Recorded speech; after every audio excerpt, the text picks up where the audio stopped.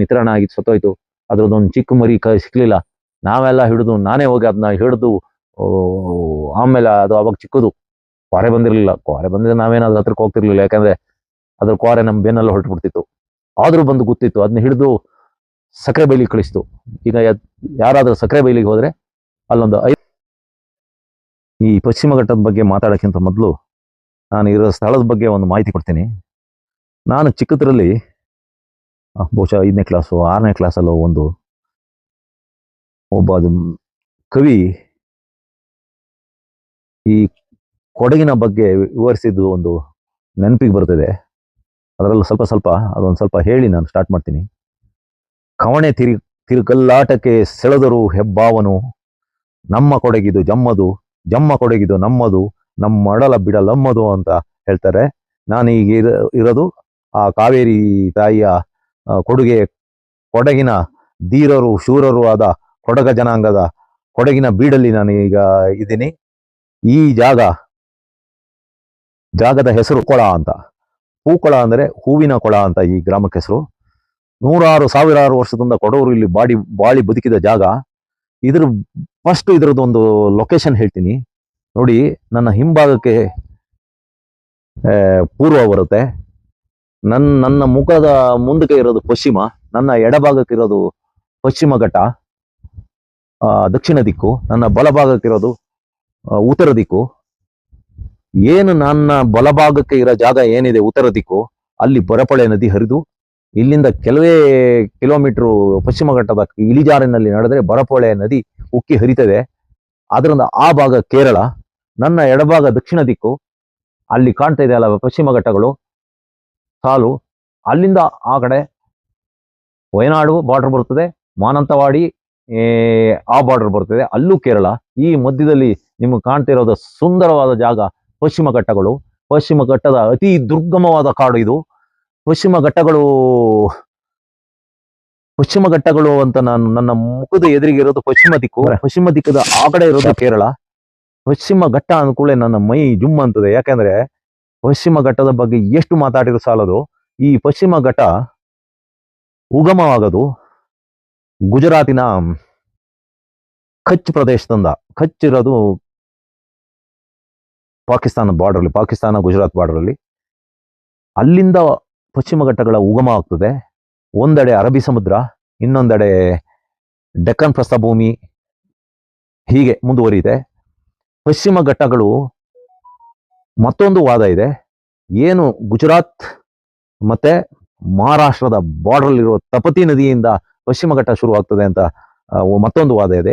ಏನೇ ಆಗ್ಲಿ, ಪಶ್ಚಿಮ ಘಟ್ಟಗಳು ದಕ್ಷಿಣ ಭಾರತದ ಹಿಮಾಲಯ ಪರ್ವತ.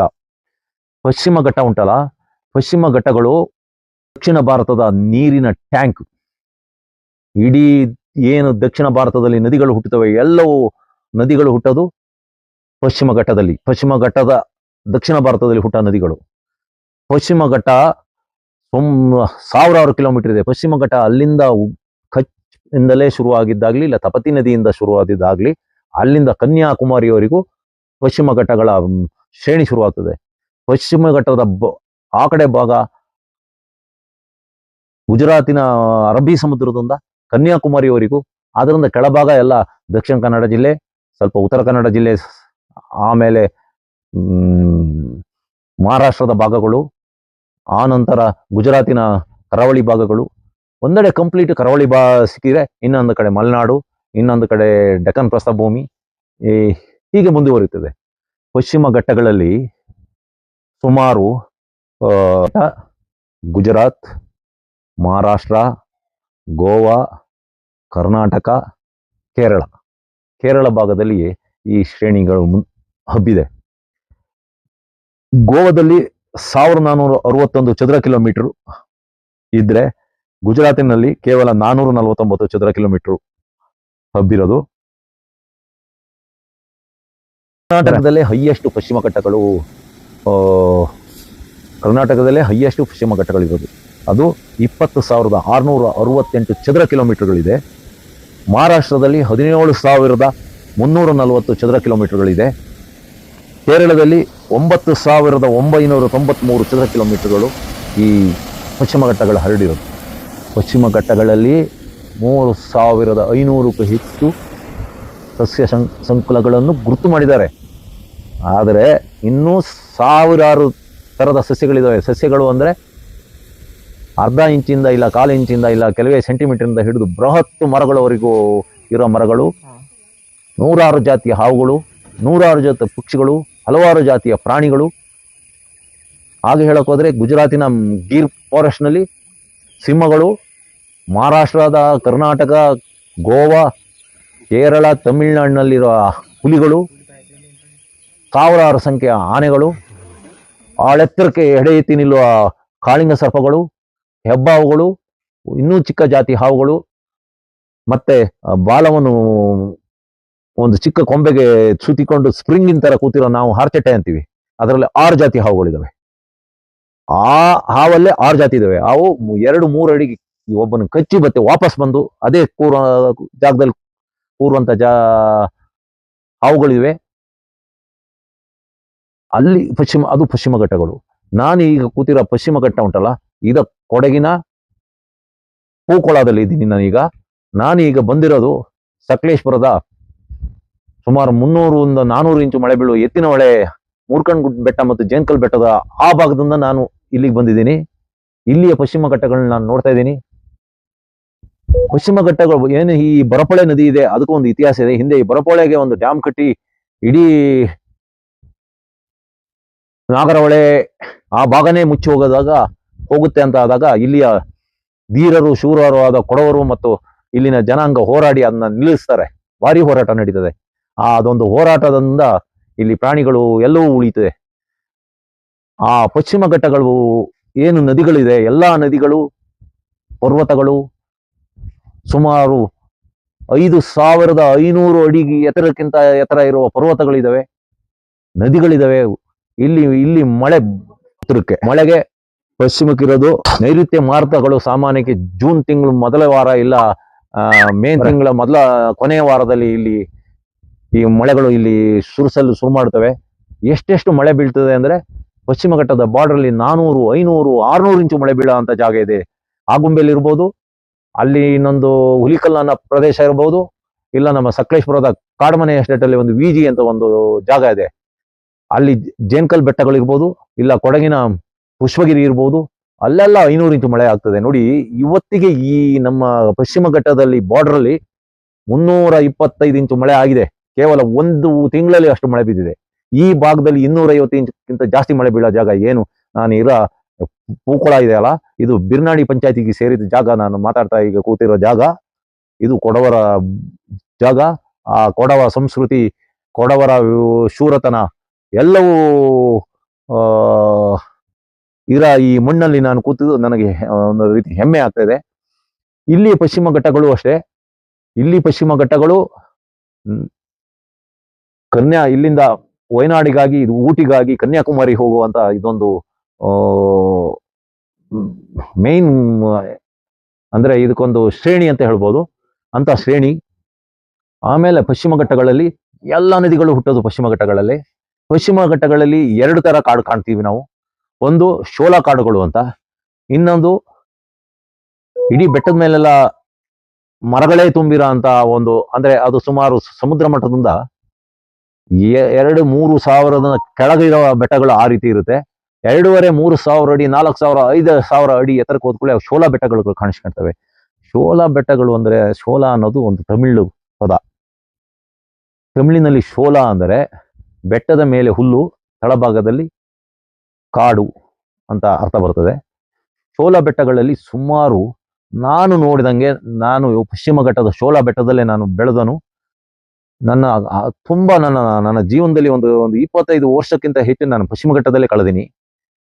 ನಾನು ನೋಡಿದಂಗೆ ಸುಮಾರು 15ಕ್ಕೂ ಹೆಚ್ಚು ಜಾತಿ ಹುಲ್ಲು ಈ ಶೋಲಾ ಬೆಟ್ಟಗಳಲ್ಲಿ ಉಂಟು. ಅದನ್ನ ಎಲ್ಲವೂ ಪ್ರಾಣಿಗಳು ತಿಂತಾವೆ. ಹುಲ್ಲು ತಿನ್ನ ಪ್ರಾಣಿಗಳು ಏನಿದೆ, ಕಡವೆ, ಕಾಡುಕೋಣ, ಕಾಡು ಕುರಿ, ಆನೆ, ಕಾಡಹಂದಿಗಳು, ಇನ್ನು ಮೊಲ, ಎಲ್ಲ ಪ್ರಾಣಿಗಳು ಈ 15 ಜಾತಿ ಹುಲ್ಲುಗಳನ್ನು ತಿಂತವೆ. ಆ ಹುಲ್ಲುಗಳು ಯಾವ ರೀತಿ ಇರುತ್ತೆ ಅಂದ್ರೆ, ಕೆಲವು ಹುಲ್ಲುಗಳು ಸೇಮ್ ಗರ್ಗಸ ಇದ್ದಂಗೆ ಇರ್ತದೆ. ಅದರಲ್ಲಿ 3 ಬಾಯಿ ಇರ್ತದೆ, ಒಂದು ಸೈಡ್, 2 ಸೈಡು ಮತ್ತೆ ಮಧ್ಯದಲ್ಲಿ. ಅದು ನಮ್ಮ ಚರ್ಮದ ಮೇಲೆ ಹೀಗೆ ಎಳೆದು ನಮ್ಮ ಬ್ಲೇಡಲ್ಲಿ ಕುಯ್ದಂಗೆ ಆಗ್ತದೆ ಅಂತ ಅಂತ ಹುಲ್ಲುಗಳು ಉಂಟು. ಆ ಹುಲ್ಲುಗಳು ಅದನ್ನ ಆನೆ ಭಾರಿ ಇಷ್ಟಪಟ್ಟು ತಿಂತದೆ. ಇನ್ನು ಬೇರೆ ಬೇರೆ ಜಾತಿ ಹುಲ್ಲುಗಳಿದೆ, ಅದರಲ್ಲಿ ಒಂದು ಜಾತಿ ಹುಲ್ಲಿದೆ. ಅದನ್ನ ಹುಲ್ಲನ್ನ ಬಾಯಲ್ಲಿ ಹಾಕಿ ಅಗಿದ್ರೆ ನಾವು ಅದು ಹಾಲು ನಾವು ತಂಬಾಲು ಅಂತೀವಿ. ತಂಬಾಲು ಅಂದ್ರೆ ಹಸುವಿನಿಂದ ಡೈರೆಕ್ಟ್ ಆಗಿ ಹಾಲನ್ನ ನಾವು ಪಾತ್ರೆಗೆ ಹಾಲು ಕರಿತೀವಲ್ಲ, ಆ ಹಾಲಿಗೆ ಕಾಯಿಸೋಕ್ಕಿಂತ ಮೊದಲು ತಂಬಾಲು ಅಂತ ಇರ್ತೀವಿ. ಆ ತಂಬು ಹಾಲಿನ ಟೇಸ್ಟ್ ಇರ್ತದೆ, ಬಾಯಲ್ಲಿ ಹಾಲು ಒಂಥರ ನೊರೆ ನೊರೆ ನೊರೆ ಬರುತ್ತೆ. ಅಂತ ಹುಲ್ಲು ಉಂಟು. ಇನ್ನೊಂದು ಹುಲ್ಲು ಸೇಮ್ ನಮ್ಮ ಹುಣಸೆ ಹುಳಿ ತರದು ಹುಳಿ ಹುಲ್ಲು. ಹೀಗೆ 15 ಜಾತಿ ಹುಲ್ಲುಗಳಿಂದ ಕೂಡಿದೆ. ಎಷ್ಟೋ ಜಾತಿ ನಿಗೂಢ ಜೀವಿಗಳು ಉಂಟು. ಮಂಗಗಳು ಇದಾವೆ, ಮಂಗಗಳಲ್ಲಿ ಹಲವಾರು ಜಾತಿ ಇದಾವೆ. ಅಂತ ಪಶ್ಚಿಮ ಘಟ್ಟ 150 ಅಡಿ ಎತ್ತರದ ಮರಗಳು, 15-20 ಅಡಿ ಸುತ್ತಳತೆ ಮರಗಳು ಎಲ್ಲ ಪಶ್ಚಿಮ ಘಟ್ಟದಲ್ಲಿದ್ದಾವೆ. ಪಶ್ಚಿಮ ಘಟ್ಟ ಇವತ್ತು ಸ್ವಲ್ಪ ಹಲವಾರು ಅಭಿವೃದ್ಧಿ ಕಾರ್ಯಕ್ರಮ ಇರಬಹುದು, ಲೂಟಿತನ ಮಾಡ್ತಾ ಇರಬಹುದು. ಪಶ್ಚಿಮ ಘಟ್ಟ ಕ್ರಮೇಣವಾಗಿ ವಿಸ್ತೀರ್ಣವನ್ನು ಕರಗಿ ಹೋಗ್ತಾ ಇದೆ. ಪಶ್ಚಿಮ ಘಟ್ಟದ ಮಧ್ಯದಲ್ಲಿ ರಸ್ತೆಗಳಾಗ್ತಾ ಇದೆ, ಅದು 4 ವೇ ರಸ್ತೆಗಳು ಆಗ್ತಾ ಇದೆ. ಜೊತೆಗೆ ರೈಲ್ವೆ ಮಾರ್ಗಗಳಾಗ್ತಾ ಇದೆ.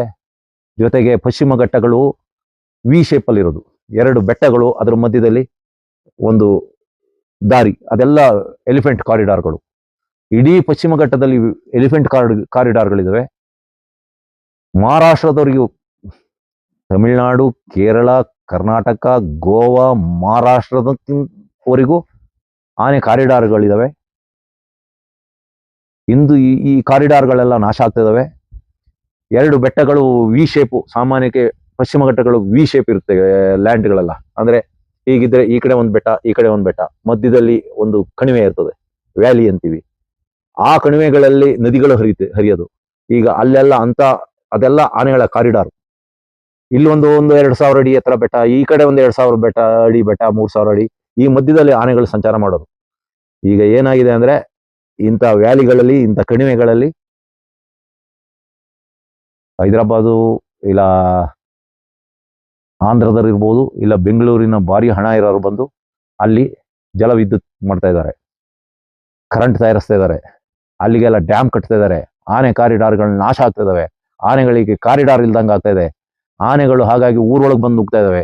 ಊರೊಳಗೆ ಬಂದ ಆನೆಗಳಿಗೆ ಅಲ್ಲೂ ಕಾಫಿ ತೋಟ ಮಾಡಿ, ಹಿಂದೆ ಆನೆಗಳು ವಾಸಸ್ಥಾನ ಏನಿತ್ತು ಅವೆಲ್ಲ ಈಗ ಕಾಫಿ ತೋಟಗಳು ಆಗಿದ್ದಾವೆ. ಏನು ಹಿಂದೆ ಆ ಆನೆಗಳ ಕಾರಿಡಾರ್ ಇತ್ತು, ಆ ಕಾರಿಡಾರ್ಗಳಲ್ಲೆಲ್ಲ ಮನೆಗಳು ಮತ್ತೆ ರಸ್ತೆಗಳಾಗಿದ್ದಾವೆ.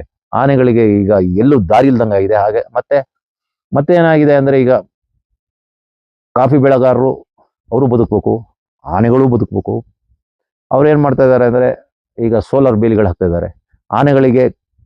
ಆನೆಗಳು ಸಾಯಕ್ಕೆ ಕೇವಲ ಅದು ಆನೆಗಳ ಹೃದಯ ಭಾರಿ ದುರ್ಬಲ, 30 ವೋಲ್ಟ್ಸ್ ಕರೆಂಟ್ ಸಾಕು ಆನೆ ಸಾಯಕ್ಕೆ. ಅದಕ್ಕೆಲ್ಲ ಕರೆಂಟ್ ಬಿಡ್ತಾ ಇದ್ದಾರೆ.